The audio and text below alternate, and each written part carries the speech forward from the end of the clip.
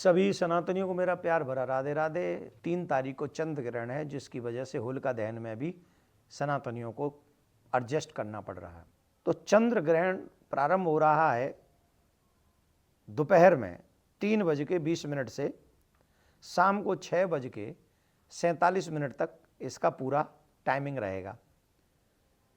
और यहाँ पर एक और बात है, 9 घंटे पहले सूतक लग जाएंगे, और अगर इसमें 9 घंटे पहले सूतक लग गए हैं, सुबह 6:20 से ये सूतक प्रारंभ हो जाएंगे।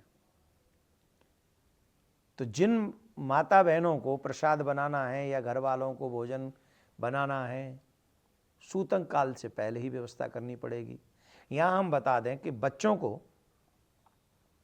बुजुर्गों को और बीमार लोगों को इसमें छूट है, लेकिन उनके लिए भी एक व्यवस्था करनी चाहिए कि भोजन 6:20 से पहले बन जाए और उसमें कुसा डाल दिया जाए।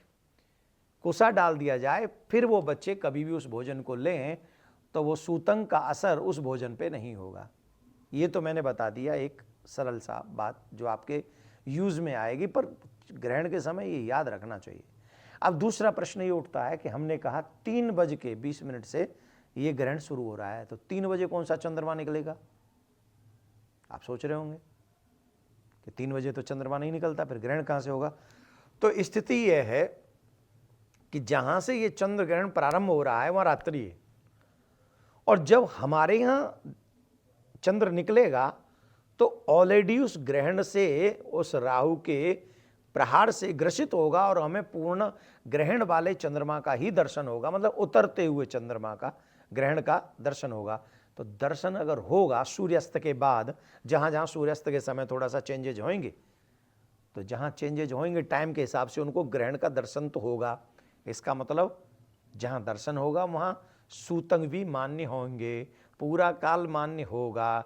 तो इसका मतलब है चाहे 3 बजे हमारे यहाँ दिखे न दिखे, पर ग्रहण का असर तो हम लोगों को अंत में दर्शन हो रहा है, तो ये बात मान्य हो जाएगी। तो चंद्र ग्रहण के समय या सूर्य ग्रहण के समय विशेष बातों का ध्यान रखना चाहिए, और वो बातें ये, गर्भवती माताओं को अपना ध्यान रखना चाहिए, चाकू इत्यादि नहीं चलाना चाहिए, जो भोजन या अथवा कई चीज़ें ऐसी हैं जो नहीं करनी चाहिए, ब्रह्मचर्य का पालन करना चाहिए। कोई भी शुभ कार्य विशेष बड़े जो भी हम लोगों के होते हैं वो ग्रहण और सूतक काल में नहीं होने, उसमें ज़्यादा भजन करें, जाप करें, पुण्य करें। ग्रहण काल क्योंकि हमारे यहाँ कहीं 25 मिनट दिखेगा, कहीं आधा घंटा, कहीं 1 घंटा दिखेगा, तो जहाँ सूर्यास्त जितनी जल्दी होगा उतना ही ज़्यादा ग्रहण का दर्शन होगा। तो ग्रहण काल में सबसे ज़्यादा जो श्रेष्ठ काम है वह है भगवान का भजन और भगवान की कथा, और अपने हाथों से दान पुण्य। ये अवश्य करना चाहिए। बच्चों को, बुजुर्गों को, गर्भवती महिलाओं को सावधानी ग्रहण में बरतनी चाहिए। तो अच्छे काम भी आप इसमें पूजा पाठ इत्यादि कर सकते हैं। तो ग्रहण का ध्यान रखें।